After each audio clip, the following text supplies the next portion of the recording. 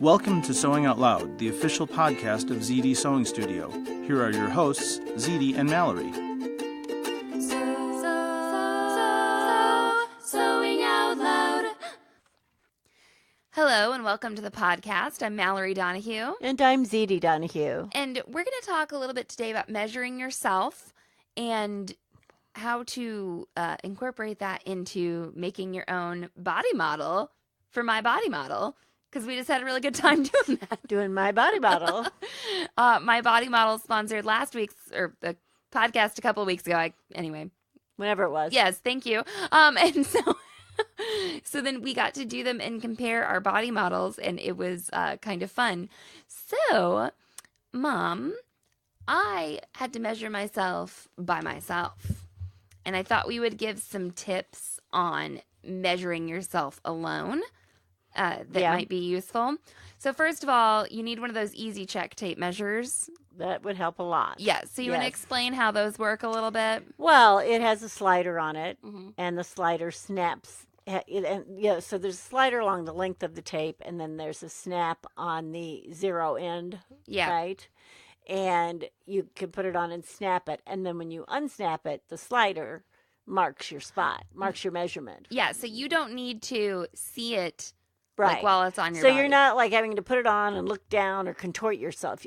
There's a lot less contortion involved. And that's really important while you're measuring, and right? the other thing, too, is like measuring an arm. You only have one hand to measure an arm. Well, so we did a video on this because we sell this measuring tape, and I did the arm. Right. But I think what people can't see in the video, and what I think is a really good example, is doing an underbust measurement. Right. So, if you're measuring under your bust and your breasts are hanging over the measuring tape, you can't see what's going on. Even if you're doing it, you almost have to look in the mirror, or even if you aren't busty. Yes, like me. Yeah, you still can't see that measurement, or you have to look down, and that'll change the measurement. Right. So if you're craning over, and I don't have a lot of bust volume, but still, even with me, so I could put that on, stand up straight, keep my tape measure level, all that jazz, and then get it. To I where can it needs just to put be. the tape measure under my boobs, and it'll stay there.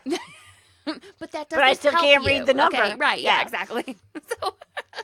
So I then you unsnap it and you see can there's call like it a the red line. One tape measure, or two tape measure, or three tape measure, droop, whatever. Oh, okay. They used to do the pencils. The pencil test. Yeah. There's a lingerie brand called the Pencil Test. Oh, yeah. Yeah. That's good. Oh, I like that. the more you know. I like that. So so you can use this tape measure to put it on yourself and snap, and we got that video so you can see how that works, and it's super awesome. I like it better. There are other tape measures that are retractable.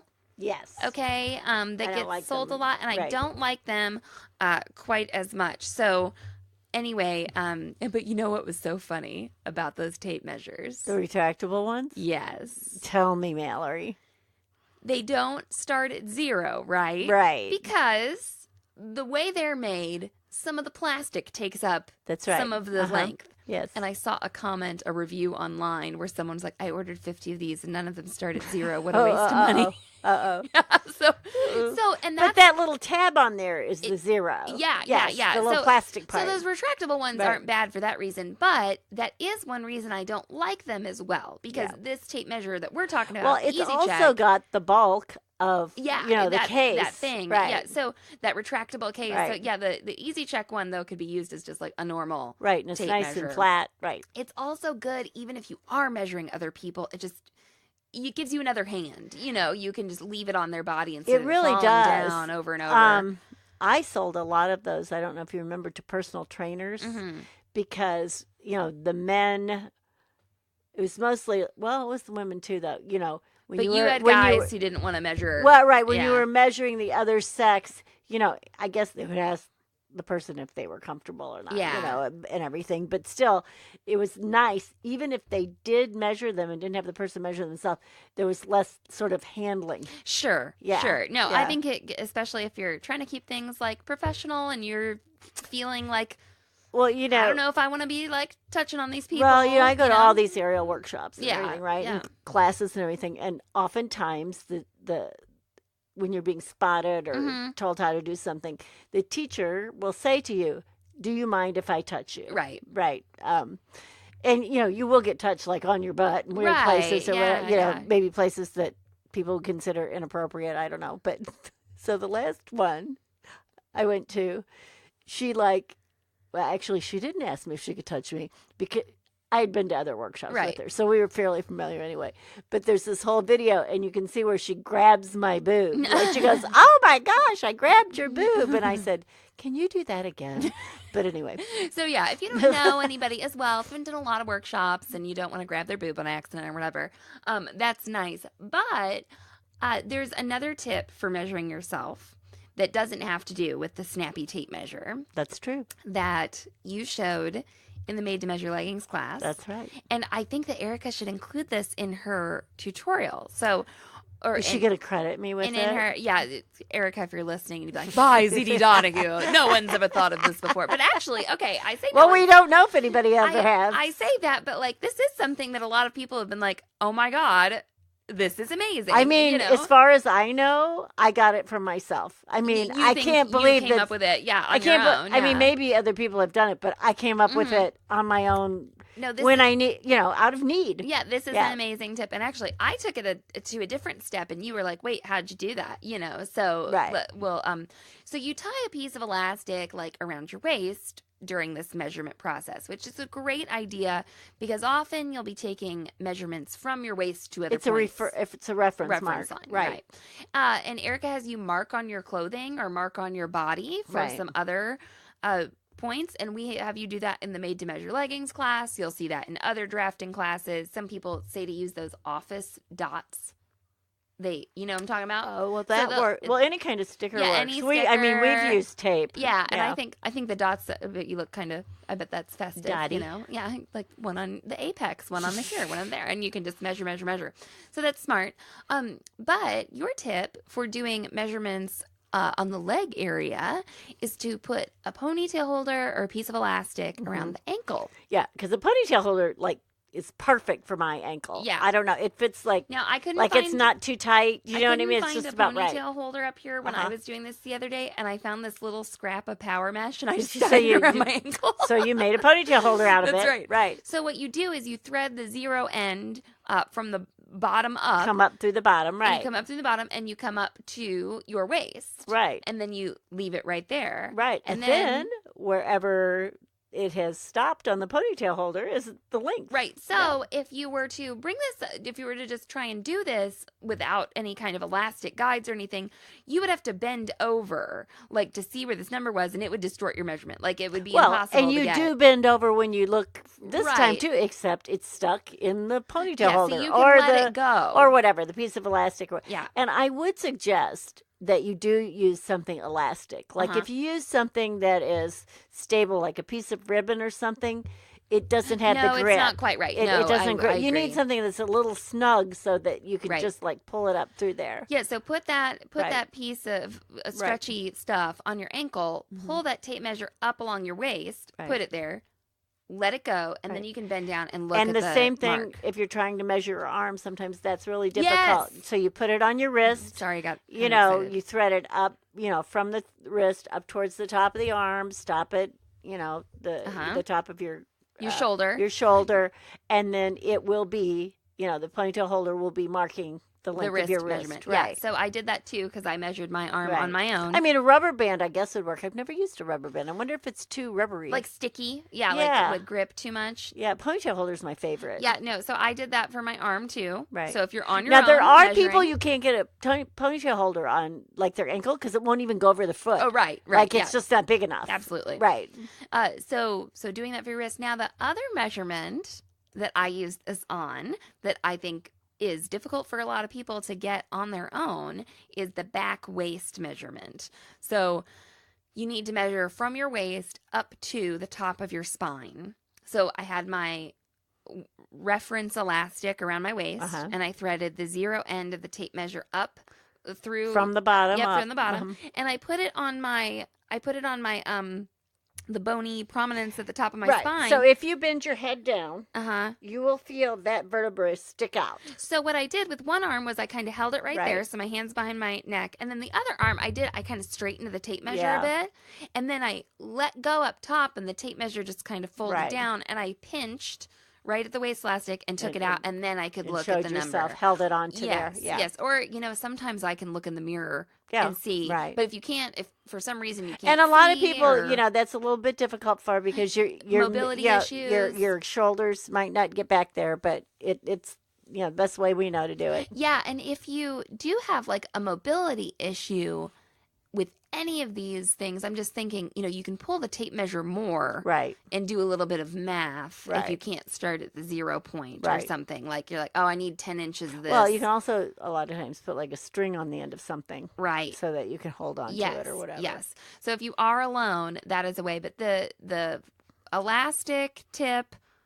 Or if you wanted to tape the tape measure onto your waist, right, in order to get some kind of hem markings or something, that is also, so affix it to your body. That's right. Either with snapping or whatever. So those are some tips we have for measuring yourself by yourself. Now, I measured ZD for her body model.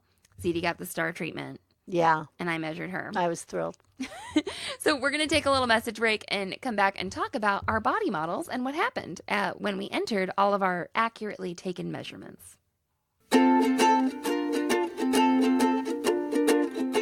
Hey, Mal. Hey, Mom. I heard you were easy. Oh, no.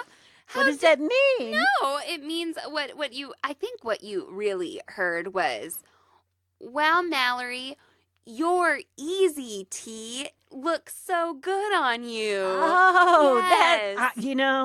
I should have known that it was something about something you made. Like you said, you're getting into your golden years. Sometimes, mishearing things. It happens. No, you're right? the one that mishears things. I know this. You make lapel pins about it. Okay, so I am currently wearing an Easy Tee, and I wear them all the time. The Easy Tee is a semi-fitted short sleeve t-shirt made out of a woven fabric, and you draft the Easy Tee to fit your measurements by taking the Easy Tee class. Well, how do I take this class? It's an online class that you can watch anytime on SewHere.com.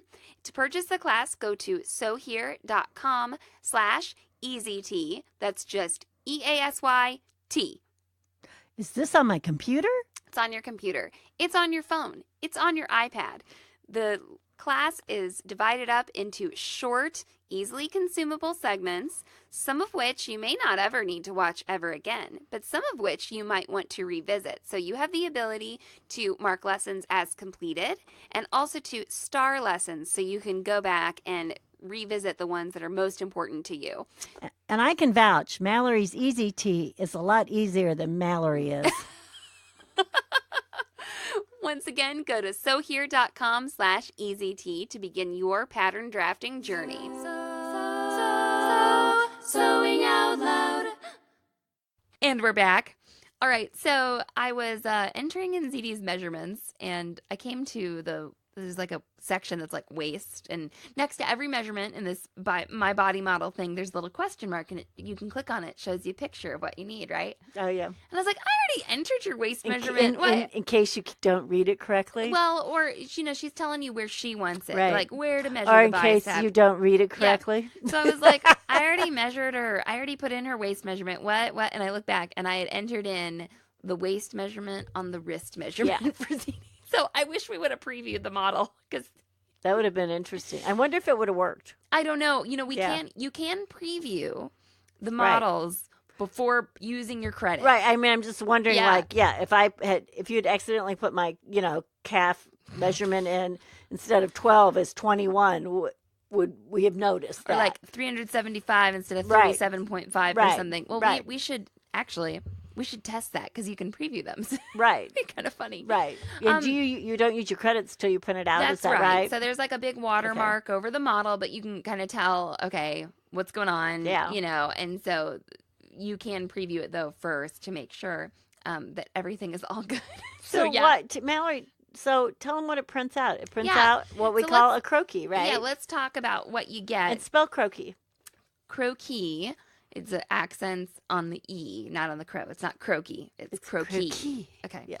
Okay. CROQUIS, and it is like a line drawing of a person onto which you can sketch whatever you want, Right. garments, So etc. it's sort of like a coloring book figure in a way. Now you can get you have a sketchbook. We used to carry that Right. sketchbook at the shop, and it was by Gertie, and it had these kind of like shadow forms. It had several shadows like on one form, like several shades of a body outline. So I guess you could would be say. like, oh, I'm going to choose these smaller ones here, and it is bigger, Right. But it's hard to see. I mean, It is hard to see, but it could help you make like a different body type. Yeah, and Yes. I don't think it's like a bad tool, No, no. at all. And it's kind of nice, and you've done some sketches on there, and sketches for costumes I think can be Right. good just conceptually, Well, right, and sometimes you're not doing one specific body. Right, exactly. Or these croquis often exist for the fashion industry, and there's some proportions for the croquis that are very different from, I mean, I'm not talking about average people. I'm talking about just people. Okay, so the fashion croquis are often 10 heads high, okay? Uh-huh. And a human being, I believe, is normally 8 heads high. Uh-huh. Even because they draw things long and lean. yeah, they really long, really exaggerated. Right. And this is just tradition. I used to You do know. that I noticed I did that, like Uh-huh. drawing my own croquis or my Uh-huh. own sketch of myself for several years. I would always make my legs long. It's because I want what I wanted. I would my body was pretty true to form. Yeah. And I would oh, she has long legs and I don't. But I guess I just was wanting long legs. Yeah.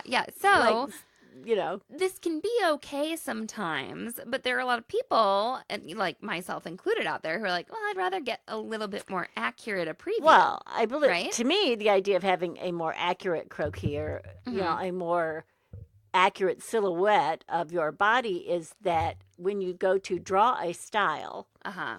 what does it look like you want it to? Did you want your waist accentuated? Yeah. Or Yeah. where you did accentuate your waist on the drawing, is that really the right place for you? Would you rather have it higher or lower? It allows you to basically do sort of an illusion or do a it's a visual assessment of what that garment will look like afterwards. Yeah, it's So- like a preview. Right. So, a belt doesn't always have to be in the same place.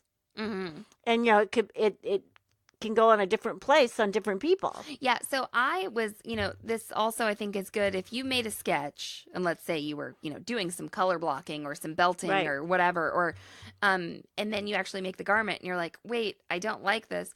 Oh, on my croquis, the belt was slightly above my waist, and you or need to or think about that whatever. when you're drawing. And she's got some reference points here, like Uh-huh. she's got your midline and your waistline on here, and obviously you can tell how long your legs are and where your breasts are and things like that. It does make a big difference when people, if you all just think about, especially people who wear skirts. Yeah. If you think about just that thing is like, oh, a skirt. I like where a skirt hits me here. Yes. And it doesn't have to be the most fashionable. It doesn't have to be what fashion is dictating. Yeah, it can be whatever It's what you want. where you like the skirt. Maybe you never wear them as short as fashion. I never wear things as long usually as fashion dictates. I don't like myself generally in a long skirt. I feel like I don't have the length on that part of my body. Yeah. Well, and, proportionately, I don't like the look on me. It's funny because we had somebody working for us at one point, Victoria. Right. And you all kind of, from afar, you look kind of similar. You were shorter, curvy. Right. We look like we were the similar size. Yeah, we both curvy kind of were people. busty. Uh-huh. Yeah. But, she wore some things that I know that I think look good on her, but, you didn't Right. like on you. And it was just Right. interesting. Right. And you were different in some ways, you Right. know. But I was mentioning on the live broadcast that I did where I showed my body model that I kind of like to give the illusion of a more hourglass figure on my figure, and I don't have a very hourglassy figure. Uh-huh. And so I like to play with color blocking Right. to add Right. some interest. And I don't know if this is something, I say this, I'm getting more comfortable with some of the boxier silhouettes Yeah. sometimes, but Well, and the other some people like right. those and some people don't. Right. Well, and the other thing, like I'm going back to belting. Yeah. You're dividing your body. Sometimes so usually if you divide your body, you are chopping it up. So you're not elongating it. You may be sort of shortening it. Right. But then again, if you take that horizontal line and maybe just put it at an angle or put it at a V or so, that can become an elongating line. So it just depends on obviously it depends on what you like and the look. Like I said, when I was like in high school, everybody was wearing what they called a prairie dress or a prairie skirt. They went like to the ground and they had like a 4-inch ruffle on the bottom. Right. Well, if I would have purchased one, okay, the ruffle would have had to come off because everything's 4 inches too long for me on the lower half of my body. And I would put one on and I would just look like I was wearing somebody else's clothes to me. It just didn't strike me right. Mm-hmm. And I know there were people that were the same height as me wearing them. Okay, so something I see on me, like, okay, so you get a front and a back view, all right? And I was a little worried because I thought, one part of my body that I can sometimes struggle with fitting or something is my belly area.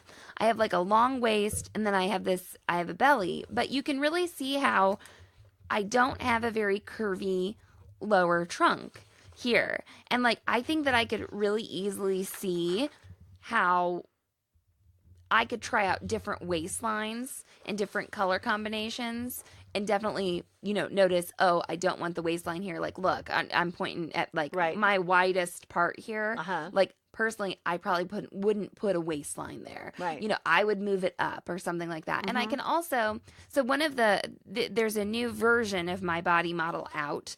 So those of you who've tried it before, Erica has developed a few more fine-tuning adjustments, and I moved my bust up a little bit on my croquis, and I can see how if I wore something that wasn't completely form-fitting up there, like I could make that fabric in my drawing like curve around my bust and go to my waist, and I could kind of show that off. And so you could make the line of your garment outline your body or completely conform to it or go from bust and drop straight down. Okay. And you could see how that would look. Like, do I want to fit it? Do I want to fit it loosely? Do I want to fit it tightly?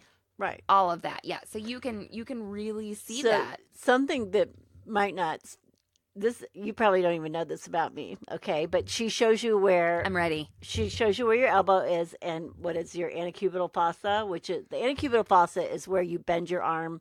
It's the opposite side of your elbow, right? Did you know that fossa means ditch in Latin? Well, right? To me, yes. So, it means, yes. Yeah. Like, and it's spelled like Fosse, the choreographer. Yes, it is. So, Bob Ditch. To me, it's like a hole or a dip. Yes, it's a divot, a ditch. Like a divot. You're welcome. So, like the anterior fossa, you'll hear that or something like. But anyway, the popliteal fossa is what's behind your knee. It's the dip behind you. So anyway, and that is shown on here too, actually. But what I like is, like, I will say to people, I like a 3/4 length sleeve. But really, on me, it's less than a 3/4 length sleeve. Is it like it's like a 5/8? It's like a 2/3 ish. No, is that long? It's shorter. Yeah, 5/8 and 2/3 are shorter than 3/4. Right. Like if I really go 3/4, I feel like that's a little bit too long. I usually have to shorten it. And some people are like, I like a 7/8 sleeve, and I was like, whoa. Yeah, but I mean, I think generally what we do is we refer to 3/4 as anything between your wrist and your elbow. Yeah, right. Yeah, but I really like mine like just below my elbow, sort of. I like that. I'm a huge fan of the elbow, like right at the elbow, right where I bend my arm. Right above it, or right? Oh, like. So if I bent my elbow, Okay. It would lay right there. It would just, nothing would wrinkle. Right. Because it wouldn't hit my forearm. So I guess it's technically slightly above the elbow. I like it right above my elbow. Like, I think maybe like a little bit shorter so than not that. a I short, like that so there's like short sleeve and there's cap sleeve. Okay. So I don't, and actually I don't like a short sleeve. Yeah, me neither. On me. Yeah, me neither. I don't like that where I don't want it like right at cutting my bicep. Yeah, off. me neither. Yeah. Me neither. So you can try that on here because it shows Yeah. those things, and you could try out some different lengths. Now, one of the bloggers that Erica was working with, she mentioned she was like, it's sort of like designing something with no risk taking. Like, I'll try out the poofy tulle skirt and see how it might work on me or how it might not. And here's the deal. You know, It's telling you the truth too. That's, so, yes. you know, Yes. if you draw a picture of a dress and you think it's magnificent and you're drawing it, say, freehanded, right? Mhm. You got the little bitty tiny waist and, you know, or you're whatever. You're drawing it on one of those fashion croquis that are right, 10 right. heads That are high. too many heads high, right? And That means they're like, you know, 20 inches taller than a real person. Right, they're impossibly proportioned. Right, you know, right. people do come in all shapes and sizes, but when you start to study bodies, there are a surprising amount of similarities. There are a lot of proportional similarities. You know, and yes. ZD and I have seen and costumed and clothed so many people, and people of all different shapes and sizes, and we know they can not be here. Right. And we can know some proportional so things I know about if them. somebody is, you know, 5'3", that is probably also their wingspan. Right. Or it's an inch off. But I can guess close enough, you know, to get the right sleeve length usually. I was costuming that show. We're going to do a podcast on it. Costuming Liz Estrada, and I was making like easy tea togas or whatever, you know, tunics for them. And I forgot to measure from their shoulder to bust point. Right. But I just had seen them. I'd measured other parts of their body, and I knew it was like, no, I just need to make it this long. And what was worrying to me were these were the people who had big busts. Right. You know, and I was like, so if I don't make this long enough, it's not going to fit That's them. right. It's not going to lay on their body. Like, it will be a problem, you know? So I could, you know, even though I was fitting people who had vastly different measurements from one another. Right.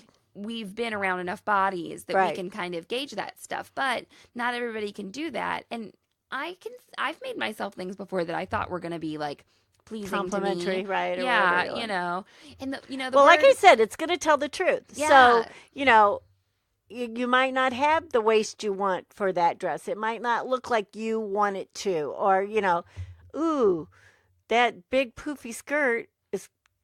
A lot of times, a big poofy skirt will make me look even shorter. Yeah, right. It makes me look shorter than I want. I feel like I'm stumpy or something. Like I'm just, you know. Trying out color blocking too. Right. Like, okay, what if I do light on top, dark on bottom, or dark on bottom, light on top, or whatever. And that is something I've discussed with a lot of the larger busted people in the Facebook group. Mm-hmm. They will be like, oh, well, I'm large busted.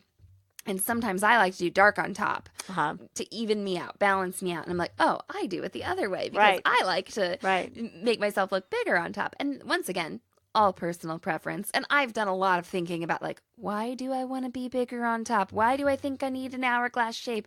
Who taught me this, or you know why? But but it doesn't matter. I just think if whatever is pleasing to you is pleasing to you. Yeah. But I think it's. I like to think about that though. I like to think, oh, am I kind of using some standard that may not serve me? You know, am I doing that? I don't think it's bad to reflect upon that. But then I also know that when I like the way I look, it makes me very happy. Well, right. If you're pleased with what you have, you know. And that's the power of better. making your own That's clothes, right? Now, the credits, I did want to bring this up.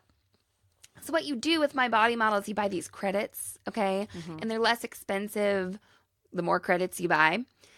And you wear you're supposed to wear the undergarments that you would normally wear when you are measuring yourself.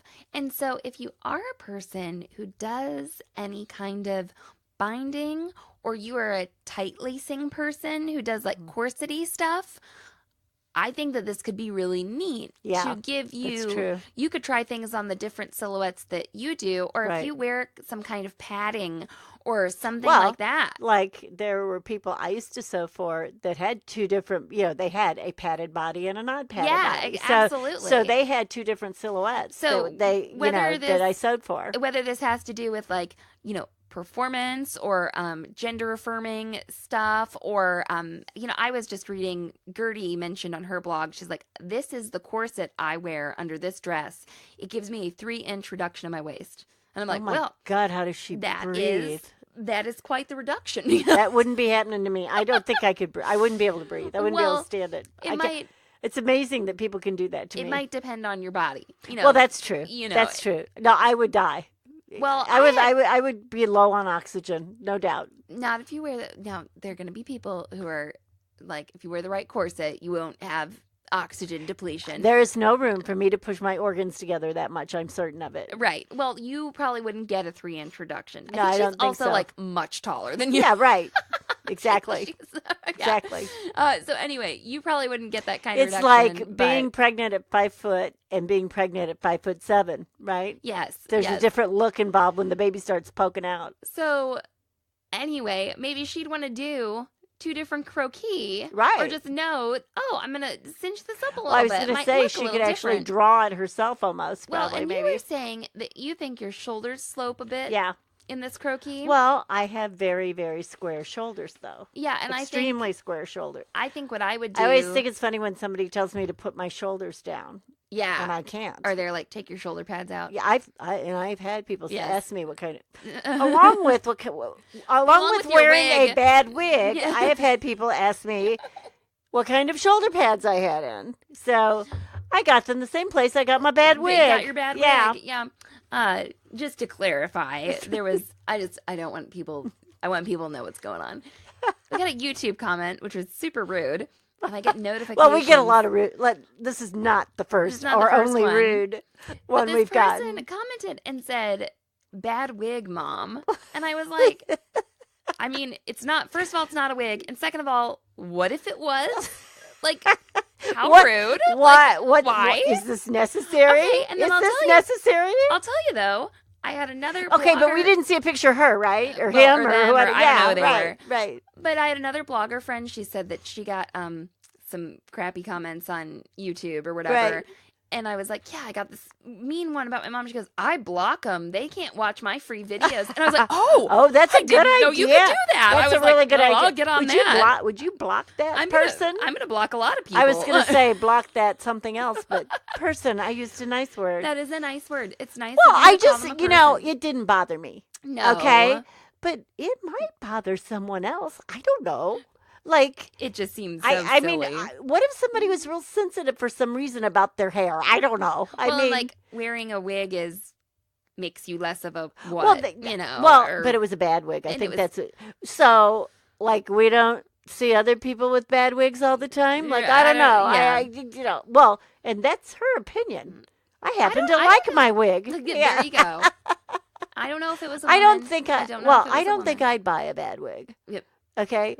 I think I'd only get a good wig. I am such some couple shows I've been in or involved in with bad recently. wigs. No, yep. somebody will be like, "Let's get a wig." I'm like, "No, we do not. Not unless you have a lot of money, right?" No. Like, oh, I wonder if this theater in town has a good wig we can use. I'm like, nope, they don't. They do not. They do not have a good wig. They might have wigs. But they don't have a good one. Not good enough for me. Yeah, there's a lot of wigs out there. They're not always good, that's for sure. Okay, so you get your croquis. But I hope this was useful to people who have to measure themselves on their own. Right, and this also, is for the people who have been afraid to draw out their designs. Well, yeah. Okay. Or just like not know how to do it. It's right. hard. I mean, drawing, or if you've never drawn a human figure, you may feel like you're starting from nowhere because you aren't really familiar with the proportions and all that. Drawing people is hard. It is hard. And in this, faces are really hard. Okay, in this instance, you do want to draw accurately. If you're an artist and you're drawing from a model, like I've modeled for a lot of artists, they don't. Well, everyone looks different. Yeah, but like they don't really. They're not going for like absolute perfect accuracy all the time. Well, I have seen, renderings of 3 different artists of you in the same position, and none of them look alike. Right, exactly. Right. So, Right. they're not necessarily going for like, oh my gosh, someone's going to look and compare. That would be a photograph. Right, exactly. Yeah. So, but here we're running like a preview. We want to try these clothes on our bodies. And so I think it's really nice. I just think it's really encouraging for people who have not tried it before. Yeah. I think it would be an excellent investment. And if there's a discount code that we have, I will include it in the message break for this episode. But yeah, I think that it's definitely a good investment in your sewing life. And if you do have a problem with it, make sure and contact Erica, because she's very responsive. She's just been wonderful in the sewing community and like sharing lots of people's, art and their blogs and their everything. Like she's a cool person. She sews too, you know. So I love it when a company like this that comes around is actually kind of owned, experienced in it, in the field. They're just not throwing something at you. Her pictures of her measuring herself. Actually, I mean, her body just looks very like, what do I want to say? Like relatable, Yeah. It's not like an exaggerated. It's not 10 heads high. Yeah. I'm like, oh, that kind of reminds me of like when I measure myself. And Right. there isn't this huge difference for me between like my waist and my hips. And so it's nice to get that, because I don't see that a lot in those idealized ones. They have the exaggerated difference. Now, I know some people do, of course, have that difference. And in some of the fashion drawings you see, there are exaggerated waist and exaggerated hips. I mean, they're doing that for a purpose. Right. Because it's an illustration. And I think it is not a drawing of a person. I think sewing for yourself inhabits this different space from fashion and from design, even though we're using those things and we're using a designer's pattern, and we're using those elements. It's still your own expression of it. But when you're going to go sew for your own body, you need a different set of tools than what they're using. When they were sent to fashion school, they were they're making art. What about the drawings on the front of the patterns from the 50s? That's what where the waist looks like it's maybe 2 inches. Right. And the bottom of the skirt is like 1,000 inches. And then sometimes people are like, oh, it doesn't do that on me. Like, well, you need a petticoat and a corset that gives you a 17 introduction, Okay. Right. So if you really measured this out in this proportion, you would not be able to drive in this dress, because the whole dress would not fit in the car. Or something like that, So it gives you that better idea, and that's different. It's different from, okay, I don't want to expect to look like the pattern envelope, because that's not going to happen, because my body's not going to get. You're probably going to be or, disappointed. Yeah, yes, right. I'm not that tall. I'm not that. Now there are, the Cashmerette pattern line. She uses photographs of models. And I always like photographs better. I really do. And Heather of Closet Case, she models the pattern, and then it's like watercolored sort of. It's an artist does like a rendering. So I like that. I like line drawings too. See, I like the photograph and then a drawing of the pattern. I like the line drawing so I can see the seams. Right. I want to know where the seam is and what's going to happen. But I like those things better than sort of like a super stylized rendering, which, is fine. But then you can get stylized and you can find things where you can do cool stuff with your body. That's right. Maybe you're going to over-exaggerate something on you. Maybe you're going to under-exaggerate something, over-exaggerate another thing, and you're going to get experimental and find cool stuff.